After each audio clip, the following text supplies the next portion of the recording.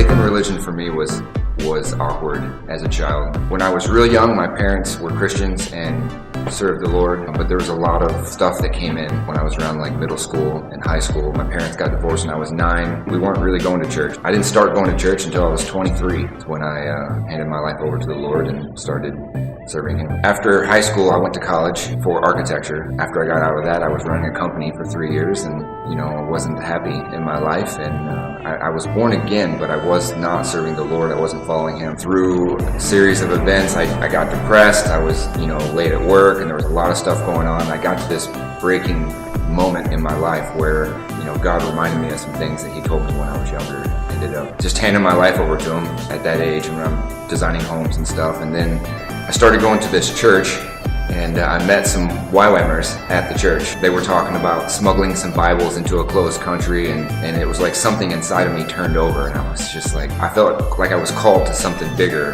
than just attending a church or being at a church, and I had no idea what that meant. A couple months later, I found myself on a mission trip in South Africa. The vision that they had was to build homes for orphans, and that they need an architect to do it. So I went there to see if I could help with the skills that I had prior to being a Christian. I got my call to ministry when I was in South Africa. After I got back from South Africa, I felt called by God to go to an actual YWAM school in Tyler, Texas, and that's where I met my beautiful wife. Rachel was at the DTS there. It's a discipleship training school. We were done with our outreach in the early spring, and we were married by the end of that year. We did ministry our first 5 years, and the Lord called us to plant a ministry in Missouri, so we did that, and that was really the heart of what God called us to do first, was to start a discipleship training program that we ran in Missouri. So we did that for our first 5 years before we had any children. We had ran 5 discipleship schools in Missouri. It was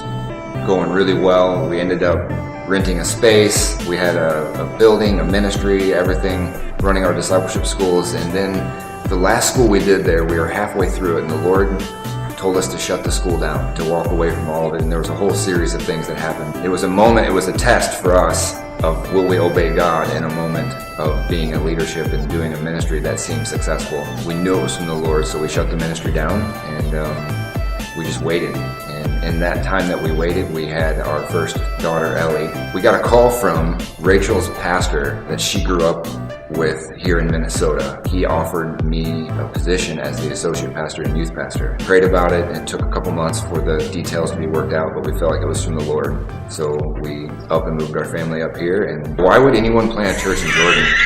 I would say, why would you not? This community is amazing. We came down here for 4 or 5 months before, just scouting out the community and the people in it, and we had visited other cities. We visited different communities, and we didn't feel anything from the Lord. We were just like, no. When we walked through Jordan the first time, it was like the Lord said, this is the place. We knew, and we just kept coming back waiting for confirmation. This town, Jordan, Minnesota, there are some people here that are just so hungry and love the Lord, and they're in a good place. When we came to visit, there were people that would tell us that, something big is coming to Jordan, Minnesota, and for years people have been praying for the Minnesota River Valley, and we felt like that we were going to be a part. The community is such a small town feel. There's about 7,000 people that live here, and it's about 35 minutes from Minneapolis, but it is a small town feel. They love to get together and do their community events and hang out, people walking down the streets, and it's just a beautiful community. So Bridge Church is a little bit different. It's not your typical Sunday morning church, and we're okay with that, and that's what we feel like the Lord has called us to do. All of our staff, we have 5 people who are on staff, counting my wife, Rachel. All of us have been through YWAM. Some of us have served on YWAM as a secondary school, so there's a lot of DNA about Bridge Church that is about YWAM. And if you know anything about YWAM, they have a discipleship training program that's 3.5 months long, and then they do a 2-month outreach.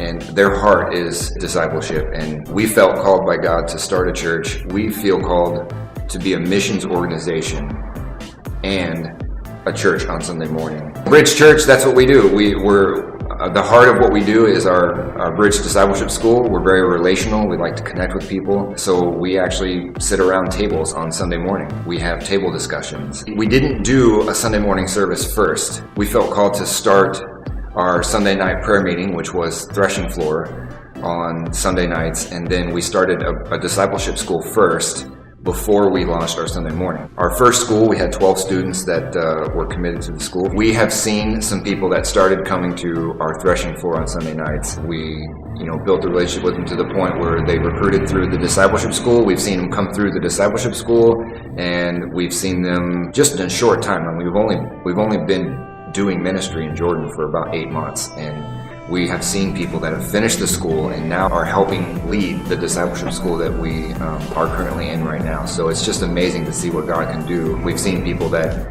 didn't know Jesus at all, didn't understand a relationship, and now they're helping other people understand that. So.